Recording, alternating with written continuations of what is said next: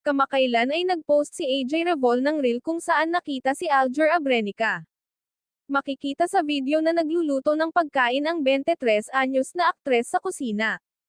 Sa huling bahagi ng reel, nakitang matamis na nakayakap ang 33 anyos na aktor sa kanyang kasintahan. Mula sa likuran, ang 15 segundong video sa pagluluto ay nakakuha ng maraming view nang hindi nagtagal.